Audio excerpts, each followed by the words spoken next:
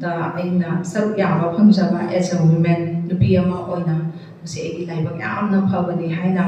lawje khoina khuba khobasi khutna matangna khubada makhon thokte haibagom biksit bharat ama oiraknaba hotnabada nari shakti si yam maru oi women empowerment nupi khaktana leibak ama sakhat hanbasu ngamde nupa khaktana sungamde aduna sakhatpa leibak ama oihange haiba taragadi nupi nupa animak thongmanana satpa hongnei haibasi koi kudingmakna khangaga lei khangi hairagasu aikoigi khunai asi nupana makok oiba nupana khuningba khunai oina lei haibasi aikoigi history na sakhi oiraga lei leibaki mapusi ningthongna oi adubu luraba siraba tampham kayadadi ningthau oiriba leibaki mapu asina ningthau phambal tongbagi process tadi leimaremgi ama yaudaba yade haibasi nupa oibasingna hek phambal process toramdaida ningsingbagum masi aina nupabu hunduna haijaba nasade aikoigi society sida nupi na nupadagi khajitang hanthana leibagum hek purakba loinana all india gi oina haijaba tai nupi da sakti piba najaga mangonda magi phangpham thopa ma khangpham thopa mahakna tawpham thopa mathau tangsi khanghalapagi matamsi yamna thengaba matamdani haibse koina nupi lairik tamhalapagi history ma sarakna naina jarubadagi khangba ngami koigi manipurgi context da laksarabada ekoigi oiba mythological tale aikoigi haurak wari haitare leisemlongi wari sida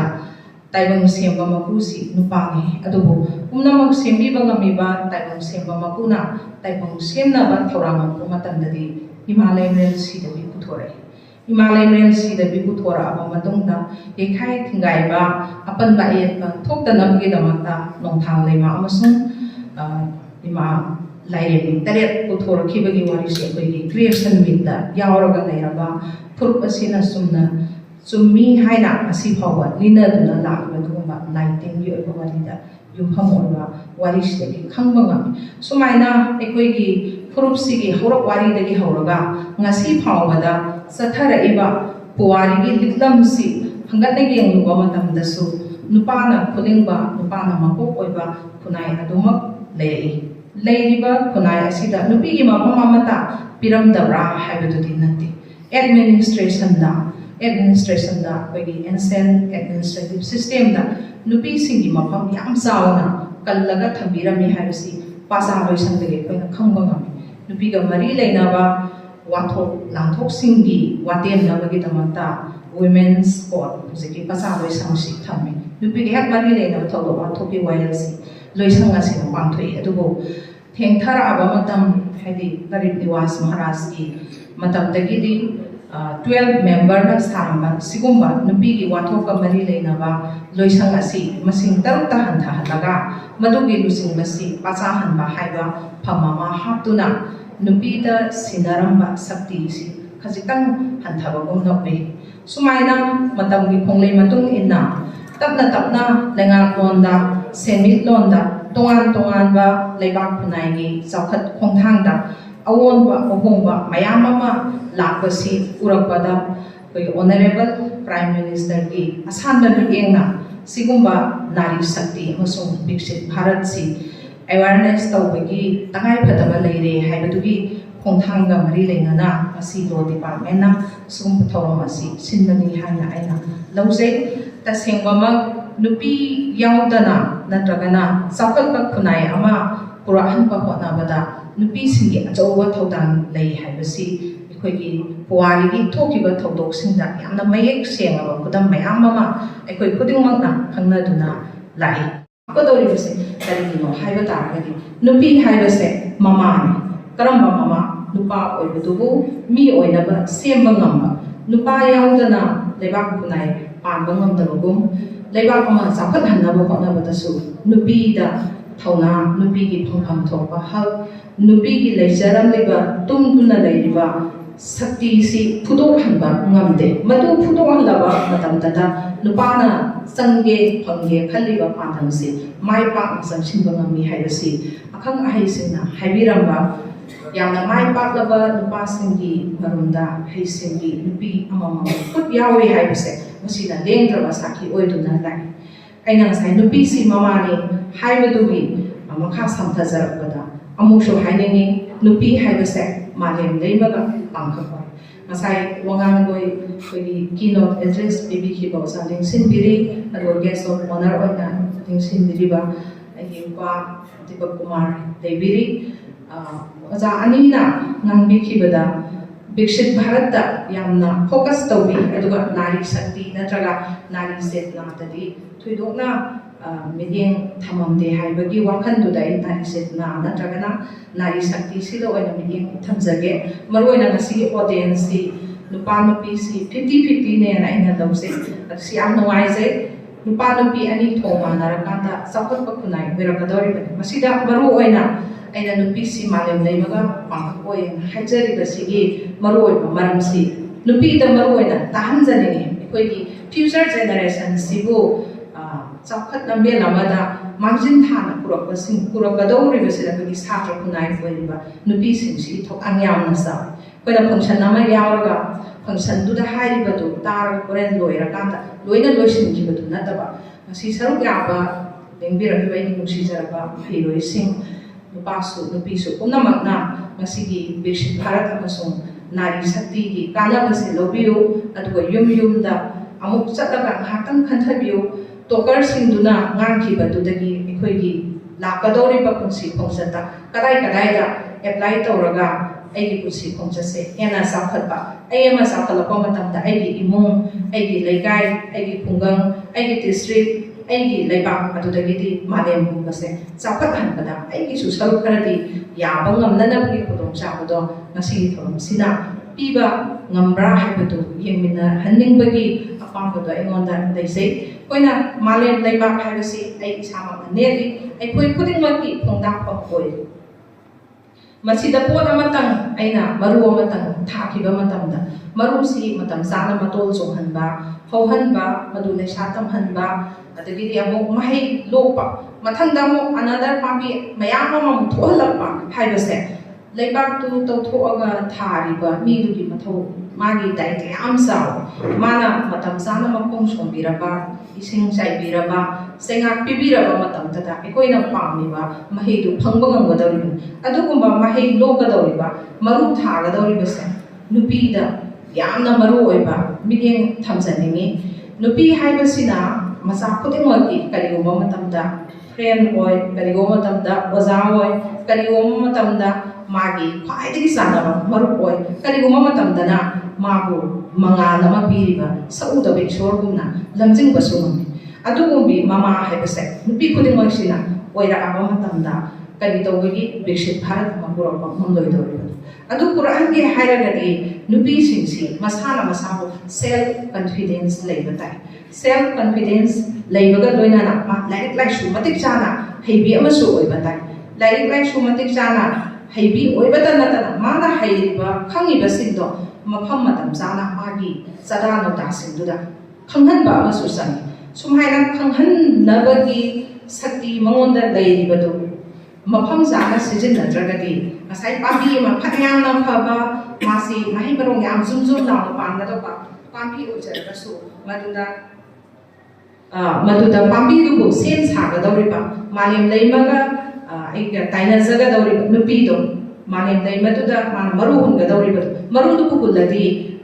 ꯑꯐꯕꯅꯤ ꯈꯪꯗꯦ ꯐꯠꯇꯕꯅꯤ ꯈꯪꯗꯦ ꯑꯩꯅ ꯍꯣꯠꯅꯖꯕꯒꯤ ꯃꯇꯨꯡꯏꯟꯅ ꯃꯍꯩ ꯑꯃꯗꯤ ꯆꯥꯒꯗꯧꯔꯤꯕꯅꯤ ꯑꯗꯨꯅ ꯃꯥꯂꯦꯝ ꯂꯩꯃꯗꯨꯒ ꯃꯗꯨꯕꯨ ꯁꯦꯝ ꯁꯥꯒꯗꯧꯔꯤꯕ ꯃꯤ ꯑꯗꯨꯒ ꯑꯅꯤꯒꯤ ꯃꯔꯛꯇ ꯂꯩꯔꯤꯕ ꯔꯤꯂꯦꯁꯟꯗꯣ ꯈꯪꯅ ꯑꯩꯈꯣꯏꯅ ꯅꯨꯄꯤꯁꯤꯡꯁꯤꯗ ꯃꯍꯩꯁꯤ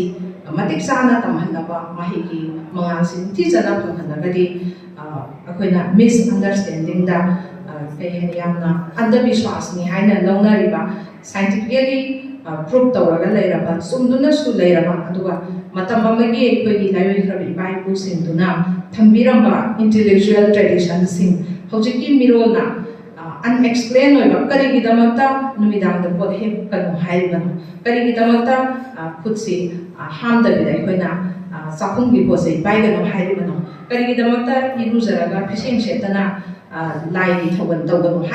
haibana sengba aina ai imadagi tamjaraiba imana abokdagi abokna ibendagi mathang tamduna laiba kana kraba aikoigi kunai sigi satna paringse masi aina mama ama oina aina mayek sengna khangdragani aina egi isada tambiba ngamoidore adumaina tambidabatugi mahai oina masidi culture gi toan ba magi masamareng taiba singsida toan ba sekheng lai mioi ba haibasina awan nuai me mumpen oiduna su ahung ba lakwa haibasi tarana woi yamma tamni madugi mapandagi laiba natraga ahung ba haiba mioi gi punsi phongchada thengnara iba ithak ireido maduna khummaga sakhibadagidi masana masabu sakhangjarataba masa kanano khangtaba masagi tawpham thopa mathau khangataba masana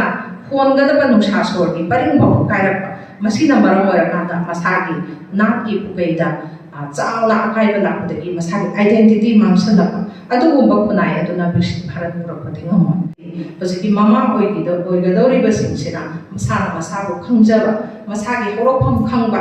aina sekadaba phijol khangba aina ngangadaba wangang khangba haibadi mirat tinba matamda aina karamba wangang ngangdani any occasion duga sanaba phijol aina kamdongna sekani adi harau kumai ritual pa amada aina kadongda phangani akaramna lai purambani haiba si irai laiba example akoi mitna phongna puraba mayama ma haijaba tai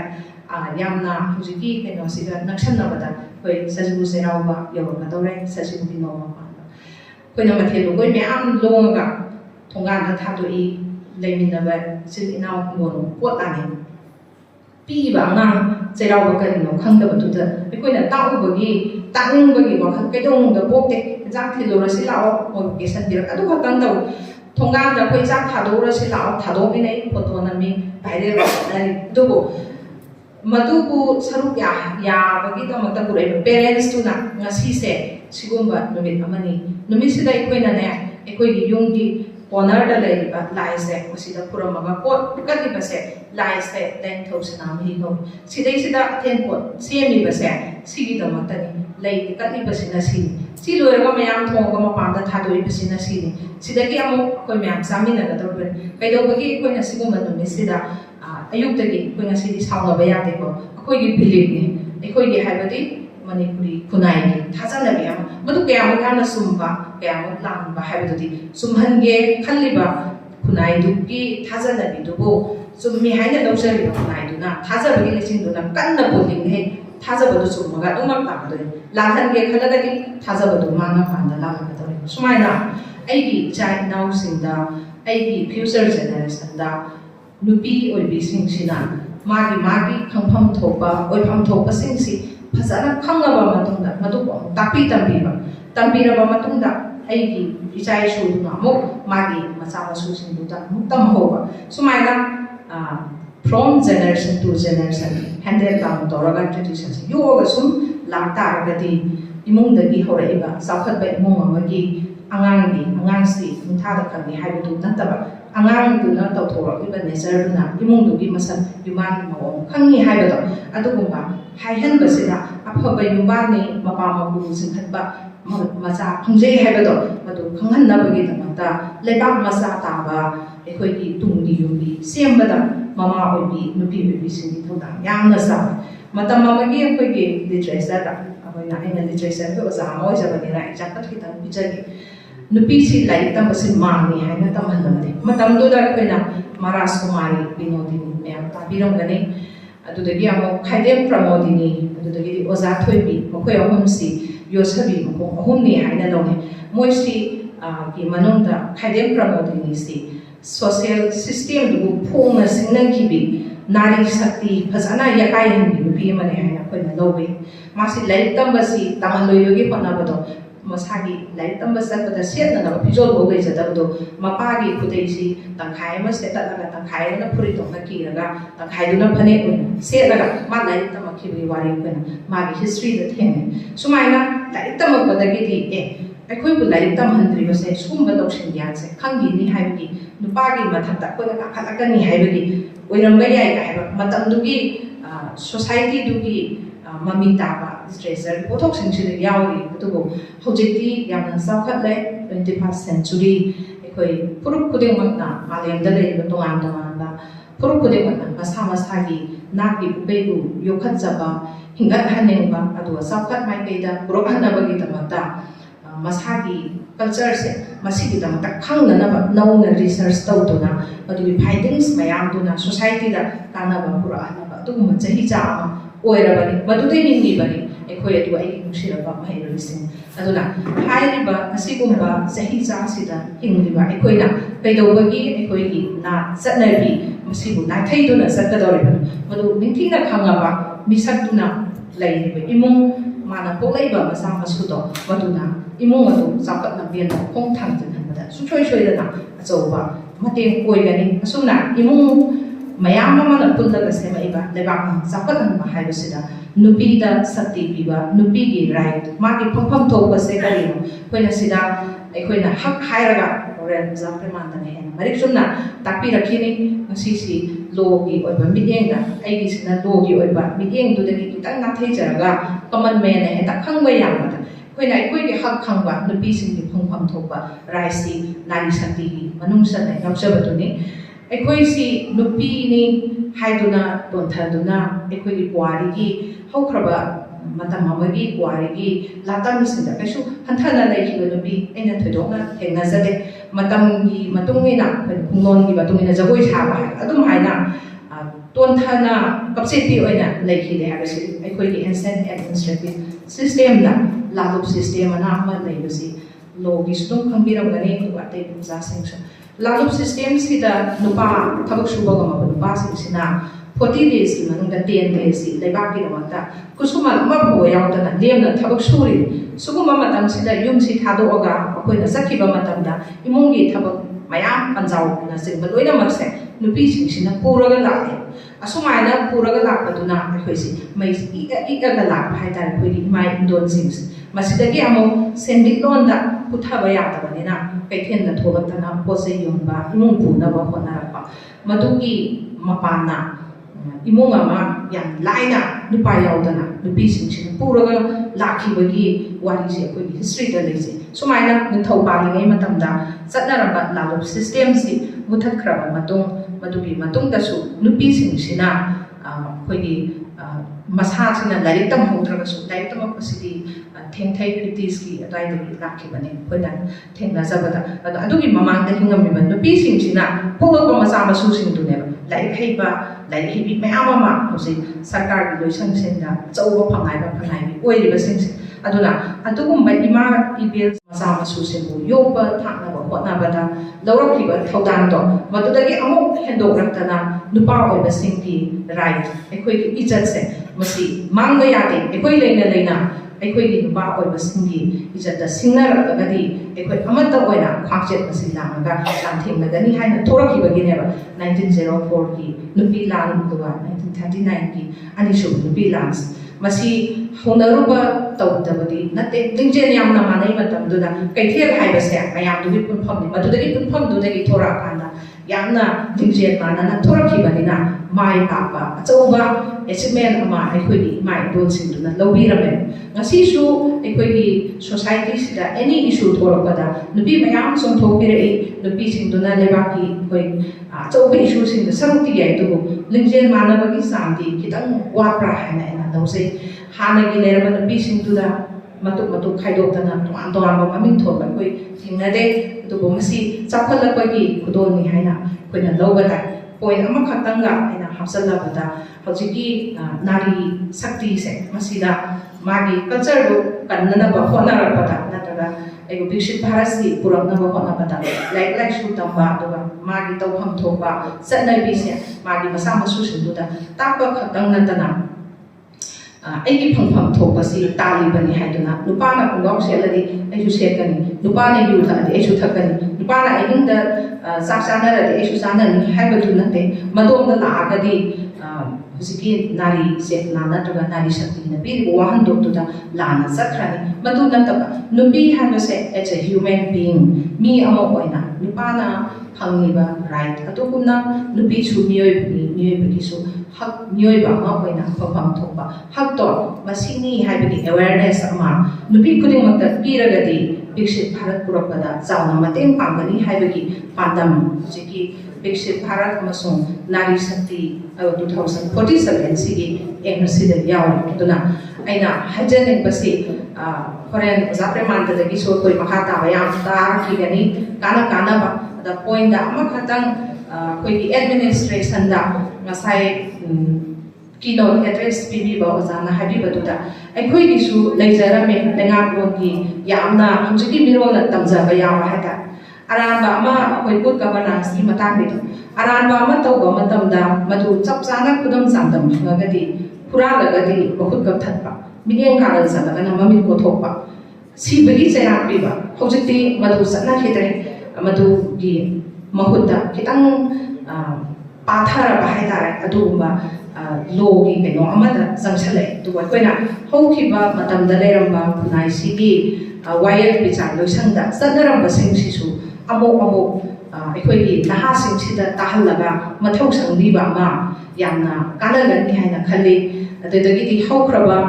puwari tangkak singsida mai dol singduna lobi khiba magi thaudang sing adubusu like हिजद्रबसु मोइना लौरमलिबा फिरे मोइना संसिलिबा खोंथां फंखिबा माइ पाकदो मदु हेक हेक वाली ओइना दिबिरगा future generation दा थौना हापिबा मसी तौरगदी नुपी सिंदा बिरिबा मागी हक नुपी सिंना फंफम थोपा मागी अधिकार अदुगा नुपी कुदिंग मत खंहन फम थोपा मा अवेयरनेस है मसी पाक्सना तौरगदी विकसित भारत अमा पुरपदा साउना मतेंग पांगनी हाइबा aiki wafam asi thamjaraga yamna samna simba manba adugo law department ki head oina pubiriba to director suibiba center for human right ki oza premanda ki thauram asi ngasi 21st century ki yang lawarba matam sida yamna maru oiba aduga sarya ba taiba kuding matta suchoi choidana kana gadoba yamna maman leiba thauram mani haina khanjai asiguma thauram asida Sumta khangja da ba aibu CPS ka ohen bidana kitang pukning bi oiba wafam khara phongdok ba phanghan bi base masi da makta organizer kambu khuding makta ai hanna tawimat khangba uchari wafam khara si thamjaraga ngasi gi thoram yaw ba lakpiri ba khuding makna thoram siki kana base yumthang na ba friend circle da khajitang sandopiu aduga nari shakti se kitang henga thalaga Viksit Bharat Purakpada ekoi khuding makna Thaudang Yamina si haiba wafam asi thamjari unamako thagajan